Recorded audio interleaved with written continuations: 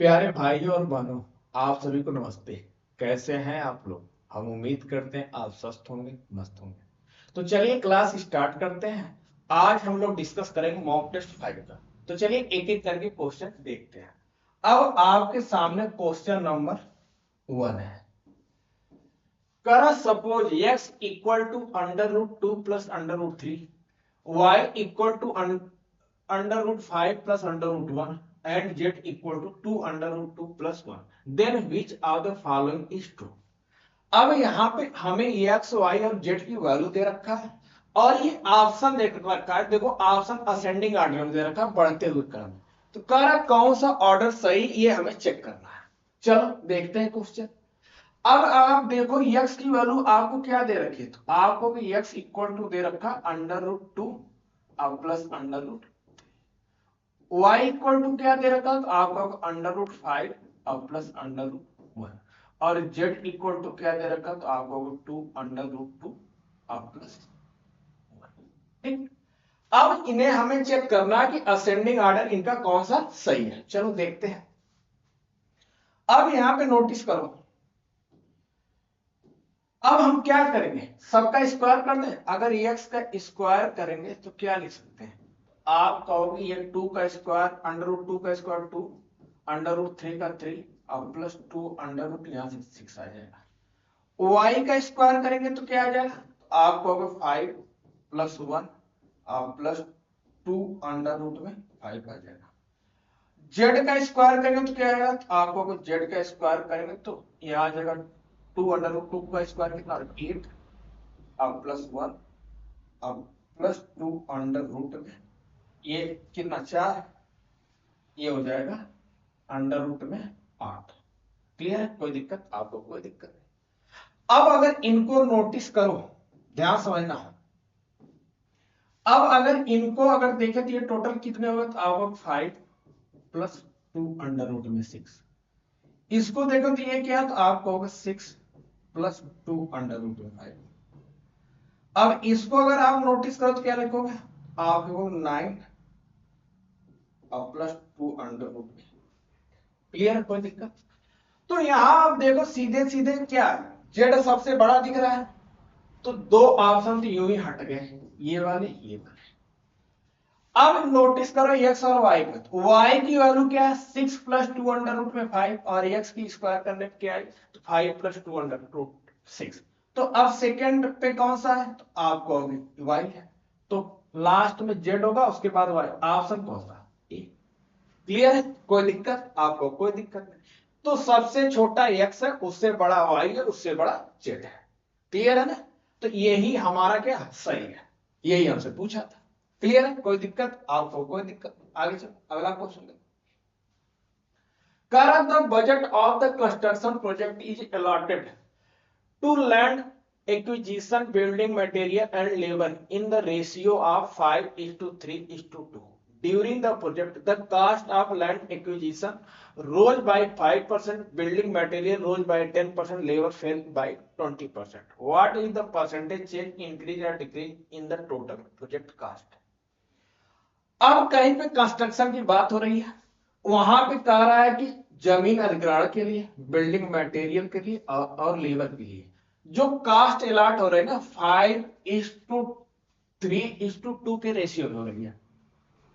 अब अगर प्रोजेक्ट जब उन्होंने शुरू किया उस दौरान क्या हुआ कि भूमि अधिग्रहण मतलब कि प्राइस 5% बढ़ गए, बिल्डिंग मटेरियल की लागत 10% बढ़ गई, लेकिन लेबर 20% कम हो। तो कह रहा है कि पूरे प्रोजेक्ट में कितने परसेंट का वृद्धि या कमी हुई। अब देखो मेरी बात ध्यान समझिए। अब यहां पे अगर आप देखो तो ये क्या है, भूमि अधिग्रहण है, ये लैंड एक्विजिशन है और ये बिल्डिंग मटेरियल है और ये लेबर है। ठीक, इनका जो रेशियो दे रखा है क्या दे रखा, तो आपको 5:3:2 दे रखा है। अब कह रहा है कि इनके भूमि अधिग्रहण में 5% की वृद्धि और बिल्डिंग मटेरियल में 10% की और लेबर में 20% की कमी। अब देखो 5-10% निकालना है ना, कुछ ऐसी मतलब इनकी वैल्यू कर दो कि ताकि रेशियो भी मेंटेन रहे और हमारा आसानी से वैल्यू निकल जाए। तो हम इनके साथ दो जीरो लगा देते हैं। ये हो गया, ये दो जीरो लगा दिया। अब कह रहा है कि 5% बढ़ गया, तो 500 का 5% कितना होगा?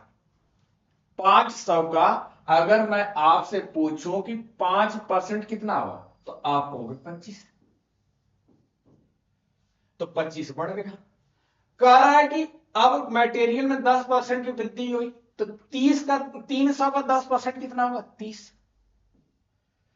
अब कह रहा है कि लेबर में 20% की कमी हुई, 200 का 20% कितना? 40।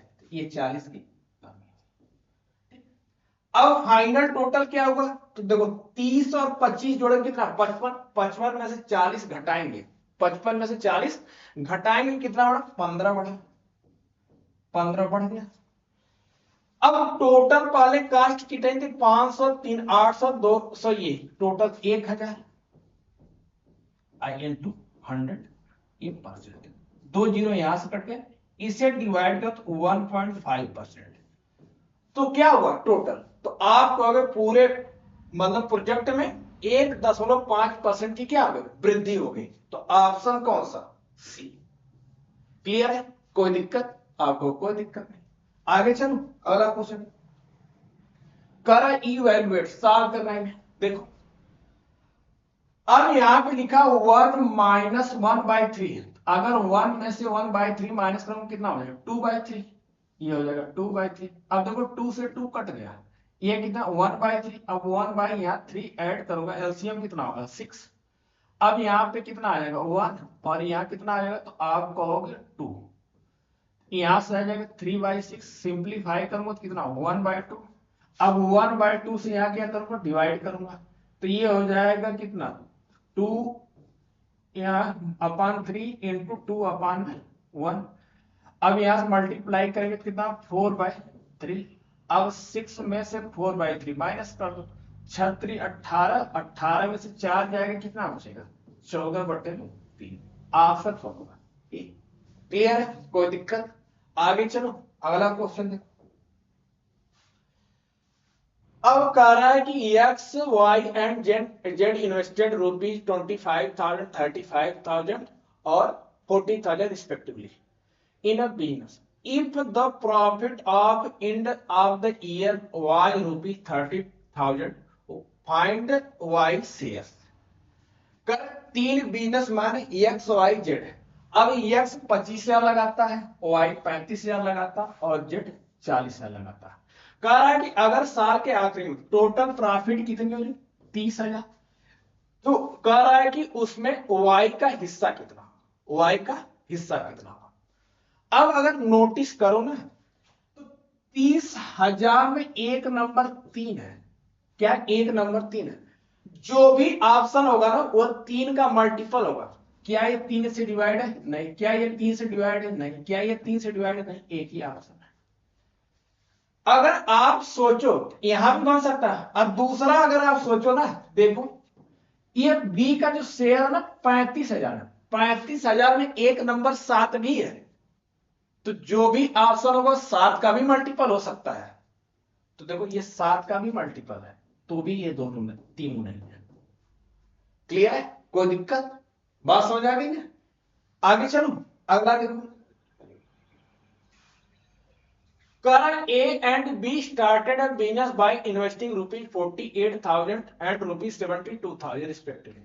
After 6 months, A withdraw of his capital while B increased his capital by ₹24,000. At the end of the year, they earned a total profit ₹55,000. What is B share in the profit? अब यहां भी कह रहा है कि दो businessman है, ए और बी। अब ए 48,000 रुपया लगाता है और जो बी 72,000 रुपया लगाता है। कह रहा है कि 6 महीने बाद ए अपनी आधी पूंजी निकाल लेता है और बी अपनी पूंजी में 24,000 बढ़ा देता है। कह रहा साल के आखिरी में कुल लाभ 55,000 है, तो कह रहा बी का हिस्सा कितना? कुल लाभ 55,000 है। तो आप नोटिस करो ना, 55 में देखो एक नंबर 11 है, 55 में एक नंबर क्या है? 11। जो भी ऑप्शन होगा 11 का मल्टीपल होगा। क्या ये 11 से कट रहा है? नहीं। क्या ये 11 से कट रहा है? नहीं। अब देखो 11 दूना 22, 4 बचेगा, ये भी नहीं कट रहा ऑप्शन को। खत्म, को करना ही नहीं है।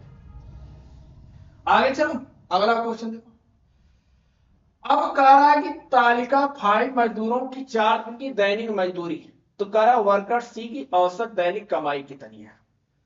अब ये 4 लेबर है, उनका नहीं 5 लेबर है, 4 दिन को भी दैनिक मजदूरी दे रखी है, तो कह रहा सी का औसत बताओ। तो देखो, अगर सी की औसत की बात करें तो 2 4 6 800 और 25 15 कितना होगा 40 और 40 30 70 870।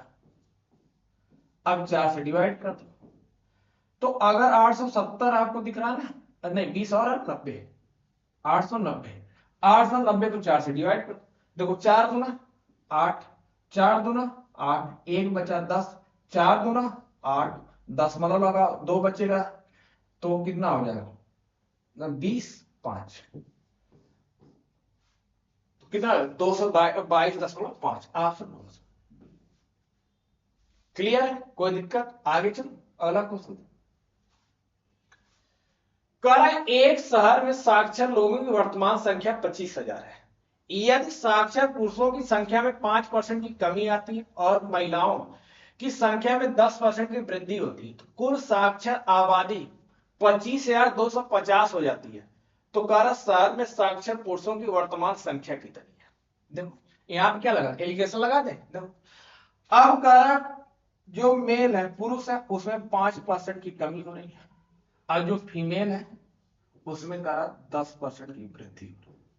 ठीक, अब टोटल वृद्धि देख लो, 25,000 से 25,250 हुआ, तो 250 की वृद्धि है, किसमें 25,000 पे कितने परसेंट हो जाएंगे, तो आपको 0 से 1%, ये हो जाएगा 1, डिफरेंस चेक करो, यहां से कितना आ जाएगा तो आपको होगा 9। अब यहां से करोगे तो कितना आ जाएगा तो आपको होगा 6। अब 6 आ गया, अब रेशियो देखो कितना बन जाएगा, आपको जो रेशियो है 3:2 का बनेगा। रेशियो किसका बनेगा 3:2 का। अब अगर 3:2 का रेशियो बन रहा है, तो अब यहां पे टोटल कितनी आबादी, तो आपको 25,000। अब यहां पे 3 और टोटल कितना 5, कैंसिल करो तो ये आ जाएगा कितना 5,000। अब 5,000 3 का मल्टीप्लाई करो 15, तो ऑप्शन कौन सी। क्लियर है, कोई दिक्कत, आगे चलो अगला क्वेश्चन। क्वेश्चन नंबर 8, कर एक बेकर ने 10 किलो प्रीमियम आटा और कुछ किलो स्टैंडर्ड आटा ऑर्डर किया। प्रीमियम आटे की प्रति किलो कीमत स्टैंडर्ड आटे की कीमत की दोगुनी थी। ऑर्डर करने में हुई गलती के कारण दोनों तरह के आटे की मात्रा आपस में बदल गई। अब इससे कुल लागत 25% कम हो गई। ओरिजिनल ऑर्डर की प्रीमियम आटे और स्टैंडर्ड आटे की मात्रा का अनुपात क्या था। अब करा दो तरह के आटा है, एक प्रीमियम आटा है और एक स्टैंडर्ड। अब ये बुक किया जाता है। अब बुक करने में गलती क्या होती है कि मतलब क्वांटिटी इनकी इंटरचेंज हो जाती है, मतलब जितना हमें प्रीमियम चाहिए उतना हमें स्टैंडर्ड आ जाता है, जितना स्टैंडर्ड चाहिए उतना प्रीमियम आ जाता है।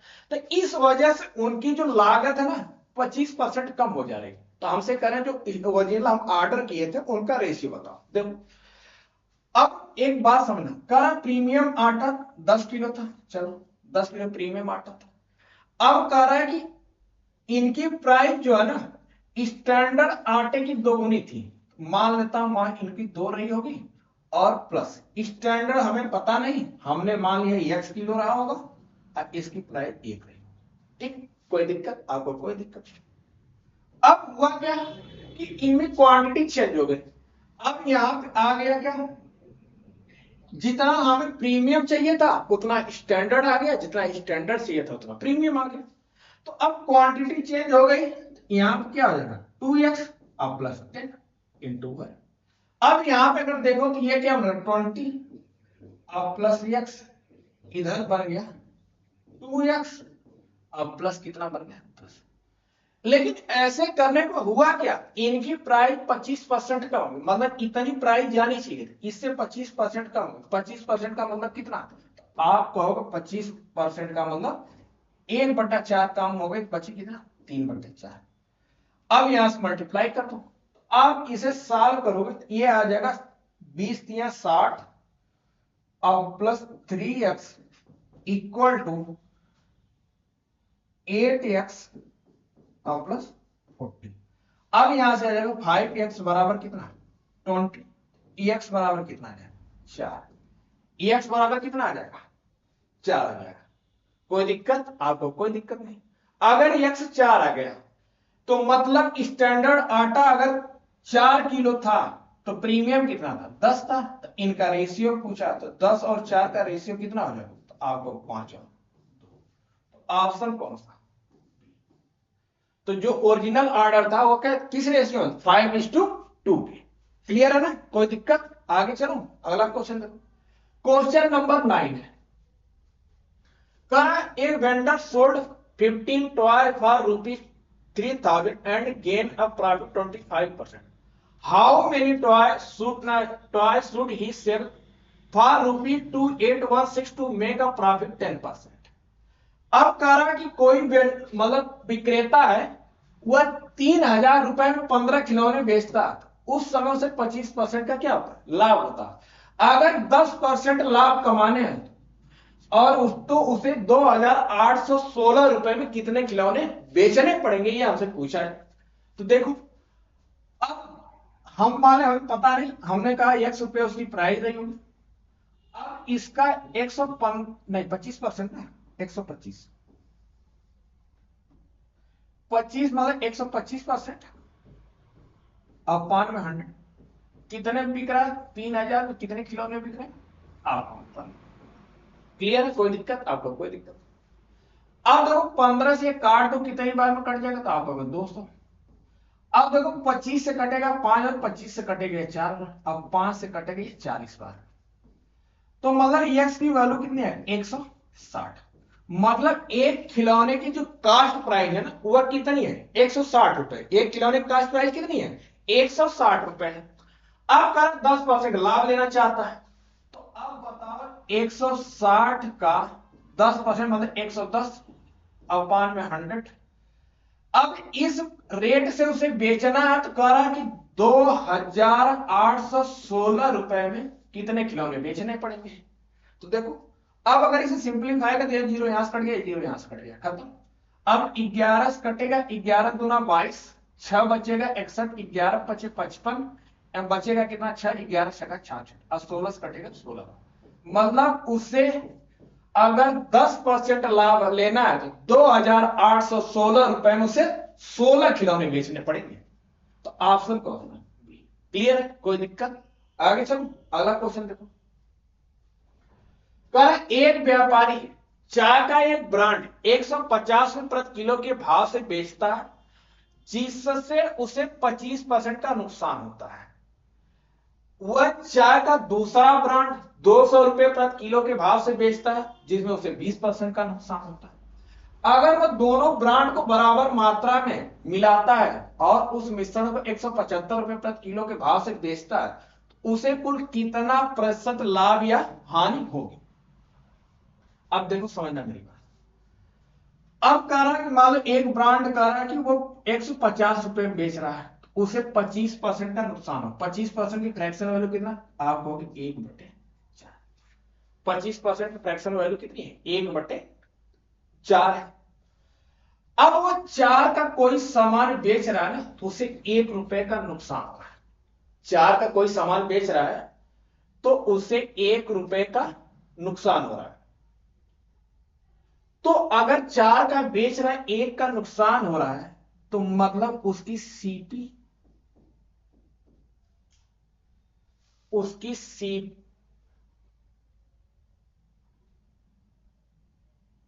एक व्यापारी एक को ब्रांड को 150 जिसमें 25% का नुकसान होता है और कह रहा है कि हाँ ठीक है। तो अब कह रहा है 4 रुपए का 1 रुपए का नुकसान और मतलब वो बेच कितने में रहा है आपको 3 रुपए में। अगर 3 रुपए में बेच रहा है तो 3 की वैल्यू आपको कितनी दे रही 150। 3 की वैल्यू कितनी दे रखी 150। तो अब बताओ अगर 3 की वैल्यू 100 मतलब 150 है तो आप बताओ 4 की वैल्यू कितनी हो जाएगा आप कहोगे 200। कितनी है 200। क्लियर है? कोई दिक्कत? अब कह रहा दूसरा उसका समान है। अब दूसरा सामान है वो करा 200 रुपए प्रति किलो के भाव से बेचता, उसे 20% का नुकसान होता। अगर 20% की फ्रैक्शन वैल्यू कितनी है, 1/5 है, 1/5 है। अब कह रहा है कि अगर 1/5 है, मतलब उसका 5 का समान है, 1 रुपए नुकसान पे जा रहा है, तो कितने में जा रहा है, तो आपको 4 रुपए। अगर 4 रुपए में जा रहा है तो 4 की वैल्यू आपको कितनी दे रखी है, तो आपको 200। तो उसकी सीपी कितनी होगी, तो आपको सीपी कितनी, 5। अब 5 की वैल्यू कितनी दे हो जाएगी, तो आपको 4 की वैल्यू 200 तो 5 की कितने, 250। क्लियर है, कोई दिक्कत। अब करा अगर दोनों ब्रांड को बराबर मिलाता है, मान लो हम कहते हैं 1 केजी ये भी लिया, 1 केजी ये भी लिया, तो दोनों मिलकर टोटल कितने हो जाएंगे, आपको 450। अब 450 में कितनी क्वांटिटी मिलेगी, 2। तो एक क्वांटिटी प्राइस 1 किलो की कितनी प्राइस हुई, तो आपको 225। अब 225 का सामान 175 में बेचा जा रहा है, तो लॉस कितना हुआ, तो आपको 50 का। कितने पे, आपको 225 पे इंटू 100। अब देखो ये 25 से कटेगा 2 बार में, ये 25 से कटेगा कितनी बार में, तो आपको 9 बार में। अब 200 को अगर 9 से डिवाइड करूं तो कितना हो जाएगा, आपको 9 दूना 18, 9 दूना 22 समथिंग आएगा, और वो भी लॉस का, तो ऑप्शन लॉस। क्लियर है, कोई दिक्कत, आपको कोई दिक्कत नहीं। आगे चलो अगला क्वेश्चन देखो। कर ए और बी मिलकर किसी काम को 12 दिन में पूरा कर सकते हैं, बी और सी मिलकर उसी काम को 15 दिन में पूरा कर सकते हैं, सी और ए मिलकर उसी काम को 20 दिन में पूरा कर सकते हैं। तो कर ए अकेले काम को करने में कितना दिन में पूरा कर सकता है, देखो। अब यहां पे इनकी हम पहले एफिशिएंसी निकालेंगे, क्या निकालेंगे, एफिशिएंसी निकालेंगे, कार्यक्षमता। अब देखो जब ए और बी दोनों मिलकर काम करें तो काम कितने दिन में पूरा कर रहे थे, 12 दिन में। अब बी और सी मिलकर काम कर रहे हैं तो काम कितने दिन में पूरा हो रहा था, तो आप कहोगे 15 दिन में।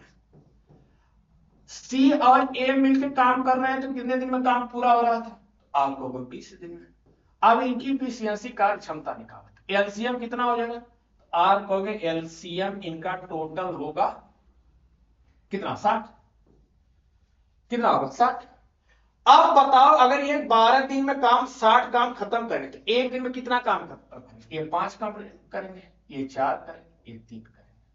मतलब ए और बी की एक दिन की एफिशिएंसी 5 है, बी और सी के एक दिन की एफिशिएंसी 4 है, और सी और ए की एक दिन की एफिशिएंसी 3 है। अब अगर इनको सम करो, देखो टोटल मिला के ये कितना, ए प्लस बी और प्लस सी। अब इनकी टोटल लोगों के मिला के एफिशिएंसी क्या, 5 4 9 3 12। कब, जब 2 ए है 2 बी है 2 सी है। तो अगर एक ए और एक बी की और एक सी की एफिशिएंसी कितनी हो जाएगी, तो आपको अच्छा इनकी एफिशिएंसी क्या है, अच्छा। तो हमें बताओ कि ए और बी और सी की एफिशिएंसी 6, मतलब एक दिन में ये लोग अकेले अकेले रहेंगे तो 6 काम निपटाएंगे। तो टोटल काम 60 था, 10 दिन में निपटाते। लेकिन हमसे पूछ रहा है कि ए अकेले कितने दिन में करेगा। तो अगर हमें ये पता चल गया कि ए और बी और सी तीनों की इफिशियंसी मिलके 6 हो रही है, तो हम बी और सी की इफिशियंसी पता कर लेंगे। बी और सी की इफिशियंसी कितनी है, 4।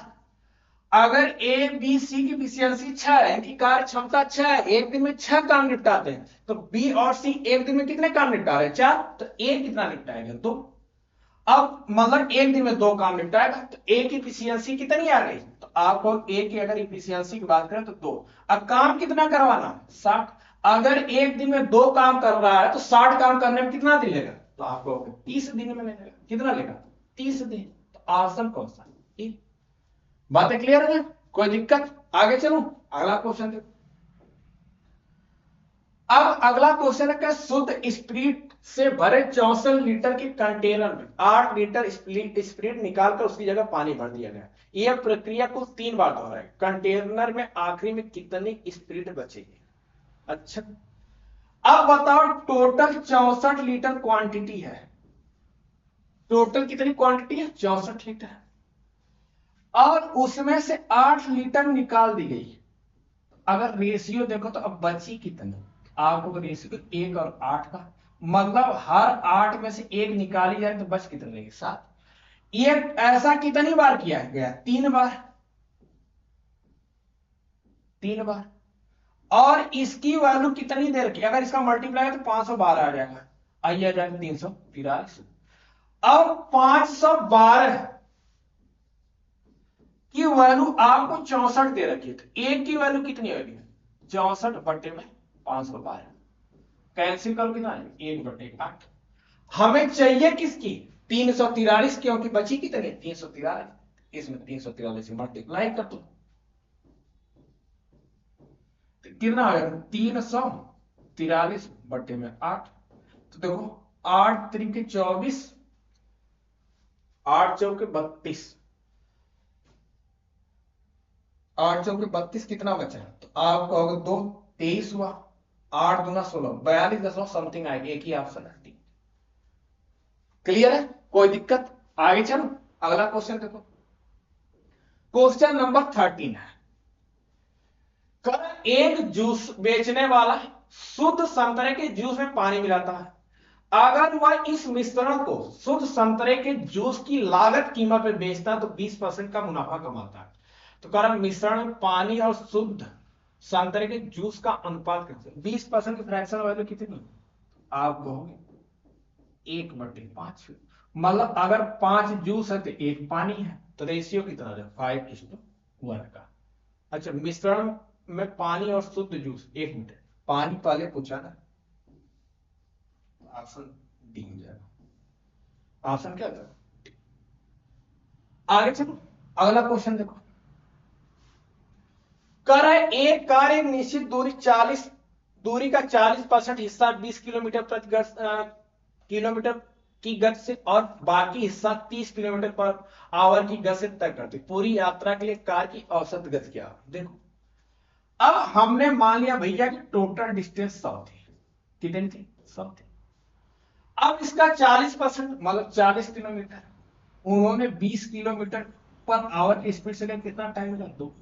बचा कितना? 60। अब ये 30 किलोमीटर पर आवर की स्पीड से गए तो कितना? तो आप लोग 2 आवर। तो टोटल यात्रा में कितने घंटे खत्म हुए? 4। और टोटल दूरी कितनी? 100। 100/4 कितना? 25। ऑप्शन क्लियर है? कोई दिक्कत? आगे चलो, अगला क्वेश्चन देखो। क्वेश्चन नंबर 15 है, कारण ए और बी एक पार्क के गोल ट्रैक पर जॉगिंग कर रहे हैं जिसकी लंबाई 1.2 किलोमीटर है। वे सुबह 6 बजे एक ही जगह से शुरू करते हैं और उल्टी दिशा मतलब अपोजिट डायरेक्शन में चल रहे हैं। ए की स्पीड 5 किलोमीटर पर आवर है, बी की स्पीड 7 किलोमीटर पर आवर। तो वे पांचवी बार किस समय मिलेंगे? मतलब पांचवी बार पूछा जा रहा है। तो देखो, माना ये सर्कुलर कोई पाथ है, अब यहां से ये दौड़ने शुरू किए। अब जो ए इधर की तरफ चल रहा है और बी इधर की तरफ चल रहा है। इसकी स्पीड 5 है, इसकी स्पीड 7 है। तो अगर टाइम की बात करें तो टाइम बराबर क्या होता है? तो आप लोगों को टोटल डिस्टेंस अपॉन में टोटल स्पीड, उनकी जो स्पीड है और डिस्टेंस को अगर स्पीड से डिवाइड करते तो हमें समय में पता चल जाए। अब उनकी स्पीड क्या है? तो आप कहोगे एक की 7 और एक की 5 है, तो टोटल दोनों कितनी? 12। और टोटल डिस्टेंस कितना? 1.2। 10 वाला हटा, नीचे 0, ये कटेगा, कितनी बार? 10। 1/10 आवर लग रहा। अगर 1/10 आवर लग रहा, तो अगर इसे हमें कन्वर्ट करना हो तो हम 60 से क्या करेंगे? मल्टीप्लाई कर देंगे, कैंसिल करेंगे तो कितना? 6 मिनट। उन्हें कितना लग रहा है? 6 मिनट लग रहा है एक बार मिलने में। एक बार मिलने में, एक बार मिलने में कितने मिनट बाद मिल रहा है? 6 मिनट बाद। और करेक्ट पांचवी बार मिलेंगे तो कितने? तो अगर एक बार में वो 6 मिनट बाद मिले तो पांचवी बार मिलेंगे तो कितने में? 30 मिनट में। ऑप्शन कौन सा? तो अब करें 6 बजे निकले तो अब 30 मिनट बाद मिलेंगे तो कितने मिलेंगे? 6:30 क्लियर है? कोई दिक्कत? आगे चलूं, अगला क्वेश्चन। कह रहा है कि 7 सेमी त्रिज्या और 90 डिग्री के केंद्रिक कोण वाले वृत्त के त्रिज्या खंड का क्षेत्रफल क्या होगा? तो त्रिज्या खंड का क्षेत्रफल क्या होगा? आपको pi r square into theta upon में 360। पाई की वैल्यू कितनी है? 22/7। आर कितना है? 7 × 7। थीटा कितना है? तो आपको 9 अपॉन 360। क्लियर है? कोई दिक्कत? आपको कोई दिक्कत? अब यहां पे देखो ये इससे कटेगा 4 बार, कट गया। अब 4 बार में कट गया। अब देखो 7 से 7 कट गया। अब 2 से कटेगा ये, 2 बार में 2 से कटेंगे 11। अब 77 को आप 2 से डिवाइड कर कितना, 38 दूना 76, 38.5। ऑप्शन कौन सा? क्लियर? कोई दिक्कत आपको? कोई दिक्कत नहीं। क्वेश्चन नंबर 70, करा 150 डिग्री का रेडियन माप कितना होता? देखो अगर मैं तो पाई रेडियन की जो वैल्यू होती है ना वह 180 डिग्री होती है, तो 1 डिग्री की वैल्यू कितनी होगी? तो आप कहोगे 180, सॉरी पाई अपान में 180। अब हमसे पूछ रहा है कितने डिग्री, 150 की, तो पाई गुणे 150 बटे 180, 0 से 0 कटा। अब 3 से कटेगा ये कितनी बार में? 5 बार में। 3 से कटेगा 6 बार, तो 5 पाई बाई 6। ऑप्शन कौन सा? क्लियर है? कोई दिक्कत आपको? कोई दिक्कत? अगला क्वेश्चन देखो, क्वेश्चन नंबर 18, करा कि 120 केंद्रीय कोण और 8 सेमी त्रिज्या वाले सेक्टर का क्षेत्रफल, वही क्वेश्चन। इसका भी क्या होगा? पाई आर स्क्वायर थीटा अपान 360। अब पाई की वैल्यू, अच्छा पाई भी दे रखा तो पाई ही लिख देंगे,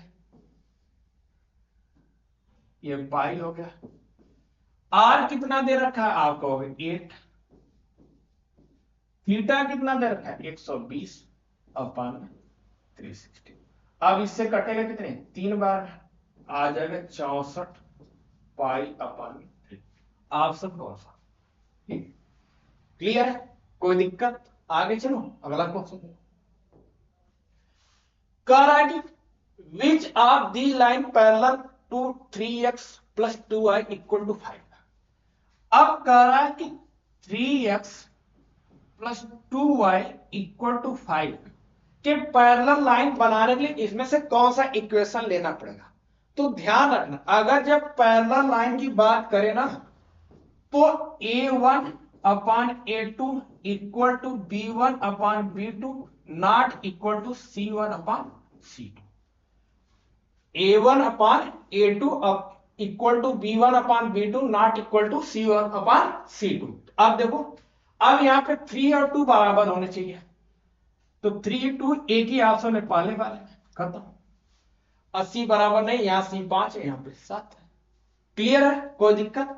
आगे चलो अगला देखो, कर अगर sine 90 minus X equal to cos 2x हो तो x का मान क्या होगा? देखो क्या इसे मैं sine 90 minus X equal to, क्या साइन मैं 90 माइनस 2x लिख सकता हूं? आपको एकदम लिख सकते हो, कोई दिक्कत नहीं, क्योंकि sine 90 minus theta equal to क्या होता है? Cos theta.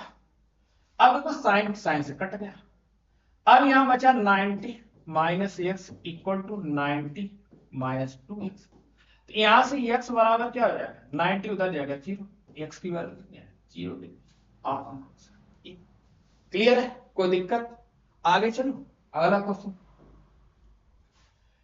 कह रहा है कि अगर x equal to under root 5 plus 2 है तो x square minus 4 under root 2 5 का मान कितना? देखो अगर मैं x का स्क्वायर कर दूं कितना आएगा? तो आपको 5 प्लस 4, आप फिर क्या करेगा? 4 अंडर रूट 5, यहां से आ जाएगा 9 प्लस 4 अंडर रूट 5। इसमें माइनस क्या करना? 4 अंडर रूट 5, ये इसी कट गया। और तो यहां से क्या आएगा? 9 आएगा। देखो ऑप्शन चेंज ही नहीं किए, कोई नहीं, इसका आंसर क्या होगा? 9। क्लियर है? कोई दिक्कत? आगे चलो अगला क्वेश्चन नंबर 22, करम त्रिभुज ABC और एक्स वाई जेड की भुजाओं की लंबाई इस प्रकार की AB बराबर एक्स वाई, BC बराबर वाई जेड, CA बराबर जेड है, तो कौन सी सर्वांग समता नियम यह दर्शाता है त्रिभुज ABC एक्स वाई जेड के सर्वांग समता? देखो अब वाला 2 त्रिभुज है, क्लियर? एक इसमें A बी और सी है, दूसरा क्या एक्स वाई जेड है। अब कह रहा है कि इसमें दे रखा है हमें कि ए बी बराबर एक्स वाई, मतलब ए बी एक्स वाई के बराबर है, बी सी वाई जेड के बराबर है और सी ए जेड एक्स के बराबर है। तीनों साइड आपस में बराबर है। तो कह रहा है किस प्रॉपर्टी, तो साइड साइड साइड ऑप्शन कौन सा ठीक है ना हमारी प्रॉपर्टी कि किसी भी त्रिभुज की तीनों भुजाओं, किसी दूसरे त्रिभुज की तीनों भुजाओं के आपस में बराबर त्रिभुज क्या होते हैं, सर्वांसम होते हैं। यही प्रॉपर्टी यहां पे है। अगला देखो, कह रहा है अगर ए और बी पूरक कोण है तो साइन ए बराबर 3/5, तो tan बी का वैल्यू पूछ रहा है। देखो अब पूरक का मतलब क्या है, ए प्लस बी बराबर कितना, 90 डिग्री। अगर मान लो ये ए है, ये क्या हो जाएगा, तो आपको 90 माइनस ए, ठीक। तो ये ए हो गया, ये क्या होगा, बी हो गया। क्लियर, कोई दिक्कत, आपको कोई दिक्कत नहीं। अब कह रहा है कि साइन ए की वैल्यू 3/5 है, तो साइन क्या था, परपेंडिकुलर अपान में हाइपोटेन्यूज, अगर ये 3 है तो ये 5, तो पाइथागोरस के ट्रिपलेट से क्या है, ये 4 हो जाएगा। तो हमसे tan b पूछ रहा है ना, तो tan b, अब tan b के लिए ये परपेंडिकुलर बनेगा, ये बेस बनेगा, तो कितना है आपका 4/3, ऑप्शन कौन सा, क्लियर है, कोई दिक्कत, आगे चलो अगला क्वेश्चन। अब कह रहा है कि एक चक्रीय चतुर्भुज एबीसीडी में एक कोण ए का मान 100 डिग्री, तो सी का मान क्या, तो जो साइक्लिक क्वाड्रिलेटरल होता है ना, उसके आमने सामने के एंगल का सम कितना होता, 180 होता। मान लो ये साइक्लिक क्वाड्रिलेटरल है, ये ए है, बी है और सी है। अब हमें पता क्या है, ए प्लस सी बराबर 180 अंश होना है और बी अब प्लस डी भी बराबर 180 अंश होना है। तो ए की वैल्यू हमें 110 दे रखी है, 100 दे रखी है, तो बी का सी की कितनी जाएगी, तो आप कहोगे 80। क्लियर है, कोई दिक्कत, आगे चलो अगला क्वेश्चन देखो। कह रहा है कि साइन स्क्वायर ए माइनस कास स्क्वायर बी बराबर 1/4, तो कास स्क्वायर का मान ज्ञात करो। देखो ये साइन स्क्वायर ए माइनस कास स्क्वायर बी बराबर कितना ना 1/4 दे रखा, ए दे रखा ना। क्या साइन स्क्वायर ए को मैं ये लिख सकता हूं, साइन स्क्वायर ए को कास स्क्वायर, ये तो नहीं रहा होगा,